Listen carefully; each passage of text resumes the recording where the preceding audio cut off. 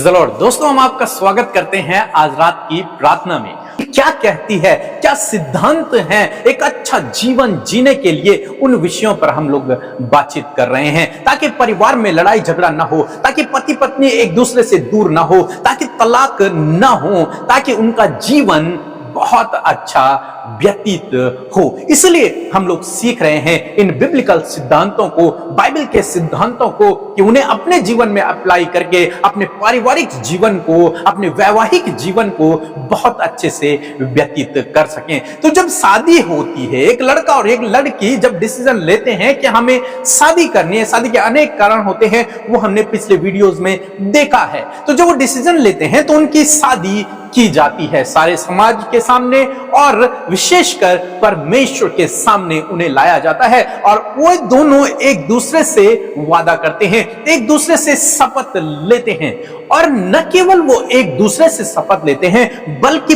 परमेश्वर के सम्मुख, या फिर दूसरे शब्दों में कहा जाए कि वो परमेश्वर से ही शपथ लेते हैं कि हम दोनों एक दूसरे के साथ में रहेंगे, सुख दुख में एक साथ रहेंगे, एक दूसरे को कभी नहीं छोड़ेंगे। इस प्रकार के वादे वो परमेश्वर के सम्मुख करते हैं। परमेश्वर उनके वादों के लिए साक्षी होता है, उस विवाह का साक्षी होता है, गवाह होता है। ये एक शपथ होती है पति पत्नी के बीच में, एक लड़की लड़का के बीच में, और साथ में परमेश्वर के और उनके बीच में।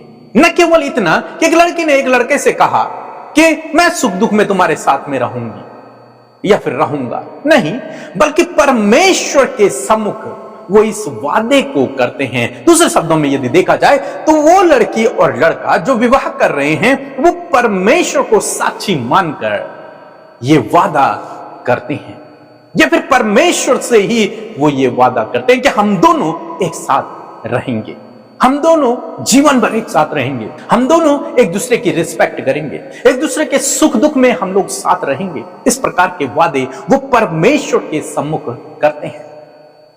न केवल एक दूसरे से, बल्कि परमेश्वर से वो ये वादे करते हैं। इसलिए इस बात को जानना हमें बहुत जरूरी है कि आपने अपनी पत्नी से वादा नहीं किया है, या फिर आपने अपने पति से वादा नहीं किया है, बल्कि आपने परमेश्वर से वादा किया है कि हम दोनों साथ में रहेंगे, एक साथ अपने जीवन को जिएंगे, और दुख सुख में एक दूसरे के साथ में बने रहेंगे। आपने एक दूसरे से नहीं, बल्कि परमेश्वर के सम्मुख रहकर परमेश्वर से इस वादे को किया है। और यदि आप इस वादे को तोड़ते हैं, परमेश्वर के साथ में किए हुए वादे को यदि आप तोड़ते हैं, तो ये आपके लिए बहुत ही नुकसानदायक भी हो सकता है। इसलिए हमेशा लाइफ में याद रखें कि आपने परमेश्वर से वादा किया है कि आप दोनों एक साथ इस जीवन को जिएंगे, एक साथ इस जीवन में चलेंगे, क्योंकि हो सकता है आगे चलकर आपको एक दूसरे में कमी नजर आए, लेकिन आपने वादा किया है परमेश्वर के सम्मुख। उस वादे के लिए आपको दोनों को साथ साथ आगे चलना होगा, एक दूसरे को अंडरस्टैंड करना होगा, उन प्रॉब्लम्स को सॉल्व करना होगा, परंतु एक दूसरे को त्यागना नहीं है। एक वचन हम लोग पढ़ेंगे, मलाकी की किताब, उसका 2 अध्याय 13 और 14 पद, जहां पर कुछ इस प्रकार से लिखा है। फिर तुमने यह दूसरा काम किया है कि तुमने यहोवा की वेदी को रोने वालों और आहे भरने वालों के आंसुओं से भिगो दिया है, यहाँ तक कि वह तुम्हारी भेंट की ओर दृष्टि तक नहीं करता, और ना प्रसन्न होकर उसको तुम्हारे हाथ से ग्रहण करता है। तुम पूछते हो ऐसा क्यों? इसलिए कि यहोवा तेरे और तेरी उस जवानी की संगनी और बिहाई हुई स्त्री के बीच साक्षी हुआ था, जिससे तूने विश्वासघात किया है। दोस्तों, यहाँ पर परमेश्वर का वचन कहता है कि यहोवा तुम्हारी भेंटों को स्वीकार नहीं करता, उससे वो प्रसन्न नहीं है। तो लोग पूछते हैं आखिर क्यों प्रभु तू हमारी भेंटों को स्वीकार नहीं कर रहा है, क्यों तू हमारी प्रार्थनाओं का उत्तर नहीं दे रहा है? तो प्रभु कहता है इसलिए क्योंकि तूने, जब तेरी शादी हुई थी, जो वादे तूने अपने पत्नी से किए थे या अपने पति से किए थे, जब तुम दोनों की शादी हुई थी, तो मैं वहां पर साक्षी था, मैं तुम दोनों का गवाह था। तुमने मुझे गवाह मानकर एक दूसरे को पति पत्नी स्वीकार किया था। तुमने मेरे सम्मुख इन वादों को किया था कि हम जीवन भर साथ में रहेंगे, परंतु तुमने अब एक दूसरे के साथ में विश्वासघात कर लिया है। तुम तुम एक दूसरे के लिए विश्वास योग्य नहीं रहे, इसलिए मैं तुम्हारी प्रार्थनाओं को नहीं सुनता। दोस्तों, ये बहुत कठोर बात है, मैं इसे बोलना भी नहीं चाहता, लेकिन परमेश्वर का वचन यही सिखाता है कि इसलिए परमेश्वर ऐसा कर रहे हैं। इसलिए जो नए भाई बहन हैं, जो शादी करना चाहते हैं अपने जीवन में, या फिर जो शादी कर चुके हैं, उन्हें इस बात को जानना बहुत जरूरी है कि आपने एक दूसरे से वादा नहीं किया, बल्कि आपने परमेश्वर के सम्मुख वादा किया। परमेश्वर से वादा किया है कि हम दोनों साथ साथ इस जीवन में चलेंगे, सुख दुख में साथ रहेंगे, चाहे कैसी भी परिस्थिति हो हम लोग साथ में रहेंगे। आपने ये वादे किए थे, और अचानक से आप लोग जब कुछ सालों बाद जीवन में आगे बढ़ते हैं तो इन बातों को भूल जाते हैं, एक दूसरे के अंदर कमियों को ढूंढने लगते हैं, गरीबी अमीरी को देखने लगते हैं, व्यवहार को देखने लगते हैं, और उसके कारण आप लोग अलग अलग होने का डिसीजन ले लेते हैं। परंतु दोस्तों, ऐसा न करें, क्योंकि यह आपके लिए हानिकारक हो सकता है। ऐसा न करें। यदि आप चाहते हैं अपने जीवन में परमेश्वर के आशीषों को देखना, तो आपको अलग नहीं होना है, बल्कि हर परिस्थिति में आपको एक साथ बने रहना है, क्योंकि आपने यही वादा परमेश्वर से किया है। और सबोपदेशक की किताब उसका 4 अध्याय में परमेश्वर का वचन बताता है कि जो मन्नत तूने परमेश्वर से मानी है, जो शपथ तूने उससे ली है, जो तूने वादा किया है, उसे निश्चय पूरा कर, उसे पूरा करने में विलंब न कर, उसे निश्चय पूरा कर। हर कंडीशन में उस वादे को पूरा कर जो तूने परमेश्वर के सम्मुख किया है, क्योंकि जो वादा पूरा नहीं करते, परमेश्वर उनसे प्रसन्न नहीं रहता। इसलिए मैं आपसे कहूंगा कि कभी भी अपने जीवन में जल्दबाजी में यह निर्णय न लें कि हम दोनों अलग हो जाएंगे। नहीं, आप जहां तक हो सके एक दूसरे के साथ बने रहें, प्रार्थना करें, उसका जीवन बदलेगा। आप प्रार्थना करें, कमियां न ढूंढे एक दूसरे के अंदर। उस वादे के खातिर, जो वादा आपने परमेश्वर के साथ में किया था, उस वादे के खातिर आपको एक साथ रहना होगा। और जिन लोगों ने ऐसा किया है, जो लोग अलग हो गए हैं, मैं उनकी बात नहीं कर रहा हूं, मैं बात कर रहा हूं उनकी जो शादी करना चाहते हैं, वो इस बात को सीखें कि परमेश्वर के सम्मुख हमने वादा करना है, लाइफ टाइम साथ रहना पड़ेगा, लाइफ टाइम हम लोग साथ रहेंगे। और जिनकी शादी हो गई है, वो दोनों पति पत्नी इस बात को जाने कि कभी भी अलग होने का निर्णय न लें। और जो लोग अलग हो गए हैं, उनके लिए मैं कहना चाहूंगा कि वो भी निराश न हों, प्रभु से माफी मांगे। वो दया करने वाला परमेश्वर है, वो आप पर दया करेगा, अनुग्रह करेगा, फिर से आपको उठाएगा, फिर से आपको आगे बढ़ाएगा। वो गलतियों को क्षमा करने वाला परमेश्वर है। इसलिए आज शाम में मैं आपको उत्साहित करूंगा कि परमेश्वर के उस वादे को याद करके मेल मिलाप कर लें, एक साथ में रहें, प्रभु से प्रार्थना करें, वो आपके लाइफ पार्टनर के जीवन को बदल देगा। सो प्रभु आपको इस वचन के द्वारा बहुतायत से आशीष दे। आमीन। हम प्रभु यीशु मसीह का धन्यवाद करते हैं आज की सुंदर शाम के लिए। मैं आशा करती हूँ बड़े ध्यान से आपने प्रभु के इस वचन को सुना है, और मैं आशा करती हूँ कि जिन लोगों ने इन शिक्षाओं को अपने जीवन में लिया है, परमेश्वर उनके जीवन में कार्य करेंगे। सो प्रभु आपको आशीष दे। आइए मिलकर हम प्रार्थना करें। धन्यवाद धन्यवाद धन्यवाद करते हैं स्वर्ग में विराजमान हमारे प्यारे पिता, आपका आदर और सम्मान करते हैं पिता, आपकी तारीफ करते हैं, आपकी जय जयकार करते हैं। सच में हम घटे और तू बढ़े और तेरा नाम बढ़े मेरे पिता। धन्यवाद परमेश्वर कि तूने हमें अपना बेटा बेटी बनाया प्रभु, हम सबके गुनाहों को माफ किया प्रभु, अपने राज्य में प्रभु हमें प्रवेश करवाया पिता। आपका धन्यवाद कि खुदावन उस राज्य में प्रभु हम चल फिर रहे हैं पिता परमेश्वर, एक नागरिक की तरह खुदा। धन्यवाद करके प्रभु तेरे वायदों के लिए, तेरे अद्भुत कामों के लिए परमेश्वर, जो हम सब के जीवनों में प्रभु तूने किए हैं प्रभु। बहुत से धन्यवाद के विषय है प्रभु, जिसको लेकर प्रभु तेरे लोग तेरे सम्मुख बैठे हैं पिता। उन भाई बहनों को बहुत आयत से आशीष दीजिए मेरे खुदावन। मैं धन्यवाद करती हूँ प्रभु आज की शाम की इस सुंदर सी संगति के लिए, इस फेलोशिप के लिए प्रभु। और आज जितने भी लोग प्रभु इस संगति का हिस्सा बने हैं प्रभु जी, खुदावन छोटे बच्चों से लेकर बड़े बुजुर्ग लोग प्रभु, जितने भी लोग प्रभु इस प्रार्थना में प्रभु देश विदेशों से शामिल है प्रभु, यीशु मसीह के नाम से प्रभु उन्हें आशीष दे पिता। और प्रभु तेरी उपस्थिति को इस समय महसूस करे अपने साथ में मेरे खुदावन। धन्यवाद देती हूँ पिता कि आपका आत्मा उनके साथ में है।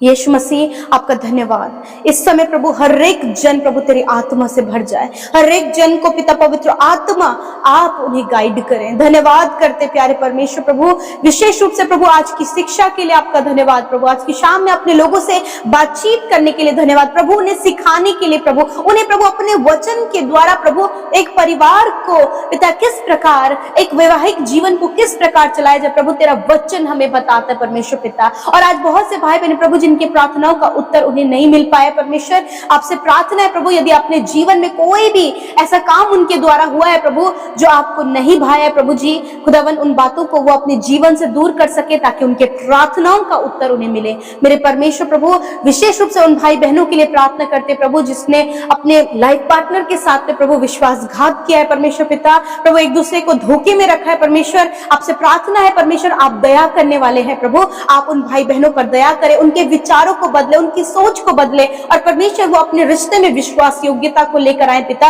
एक दूसरे को माफ करते हुए प्रभु आगे बढ़ सके प्रभु जी, और खुदावन तेरी विश्वास योग्यता के अनुसार परमेश्वर वो अपने रिलेशनशिप में मेरे खुदावन स्ट्रांग बन सके। प्यारे परमेश्वर, कोई भी प्रभु अपने पत्नी को, कोई भी अपने पति को परमेश्वर धोखा ना देने पाए पिता, वरन प्रभु ऐसा करने से परमेश्वर आप उन्हें बचाएं प्रभु, क्योंकि पिता उस रिश्ते में प्रभु आप उन दोनों को आपको साक्षी मानकर परमेश्वर वो रिश्ता आगे बढ़ाया गया प्रभु, आप वहां पर उपस्थित थे प्रभु जब इनको आपने एक किया है पिता। और प्रभु जितने भी भाई बहन मेरे प्रभु मैरिज करने जा रहे हैं या फिर प्रभु वो मैरिज के लिए प्लान कर रहे हैं प्रभु, मैं प्रार्थना करती हूँ पिता कि प्रभु वो अपने लिए प्रभु जो भी लाइफ पार्टनर प्रभु आपने उनके लिए रखा है प्रभु वही आप उनके लाइफ में दें, और प्रभु एक दूसरे से प्रभु जो भी वो वायदा करते हैं, जो भी वो साक्षी लेते प्रभु, तुझे अपने मध्य स्मरण करके प्रभु उस जीवन को आगे बढ़ा सके प्रभु, उस रिश्ते को आगे बढ़ा सके, ताकि प्रभु उस रिश्ते में प्रभु तेरी उपस्थिति होने पाए पिता। मेरे प्रभु जितने लोग प्रभु अलग हो चुके हैं पिता,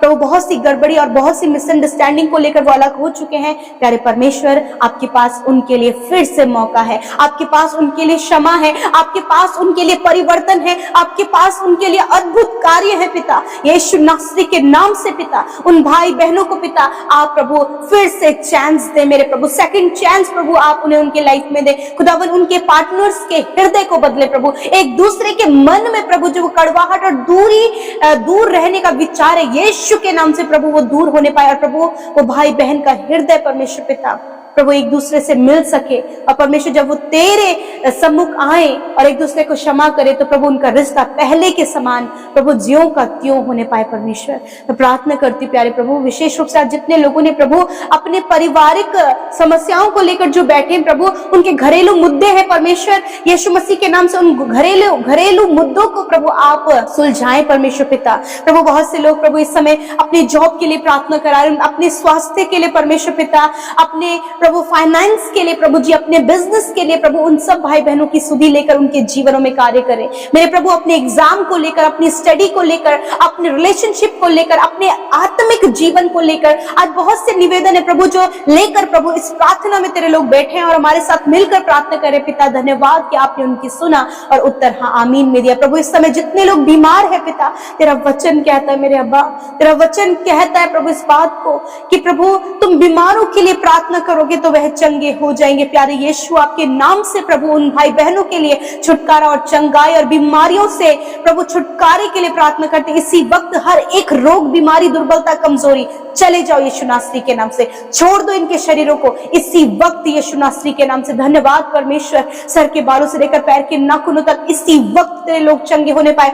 हर एक माइग्रेन यीशु के नाम से दूर होने पाए, सरदर्द यीशु के नाम से दूर होने पाए, आंखों की समस्या यीशु के नाम से दूर होने पाए, कानों की समस्या, मुंह की समस्या यीशु के नाम से दूर होने पाए। प्रभु इनके गले में जो भी प्रॉब्लम है यीशु के नाम से दूर होने पाए, गले का इन्फेक्शन इसी वक्त दूर होने पाए, हार्ट प्रॉब्लम इसी वक्त दूर होने पाए, शुगर, बीपी, थायराइड की बीमारी इसी वक्त दूर होने पाए। प्रभु हर प्रकार की स्किन डिजीज, फंगल इन्फेक्शन यीशु नासरी के नाम से दूर होने पाए। प्रभु पाइल्स की बीमारी यीशु नासरी के नाम से दूर होने पाए, हड्डियों के रोग यीशु नासरी के नाम से जाने पाए। धन्यवाद यीशु, सर से लेकर पैरों तक पिता तूने चंगा किया परमेश्वर प्रभु, हर एक रोग से प्रभु तूने छुटकारा दिया। छोटे बच्चों से लेकर बड़े बुजुर्ग, जितने भी लोग, जवान लोग प्रभु इस प्रार्थना में शामिल हैं प्रभु, जो भी उनके शरीर की कमी है इसी वक्त दूर हो जाए। प्रभु यीशु धन्यवाद कि आपने छुआ, चंगा किया परमेश्वर पिता, अपने लोगों को अच्छा स्वास्थ्य दिया और प्रभु ये स्वस्थ रहकर तेरे राज्य के लिए यूज हो सके पिता। धन्यवाद, आज रात में अच्छी नींद से सुलाएं,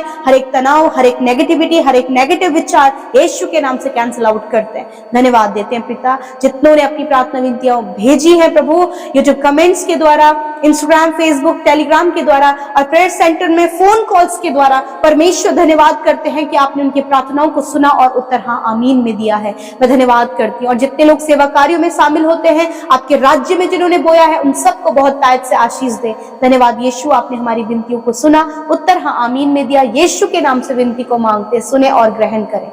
आमीन, आमीन और आमीन।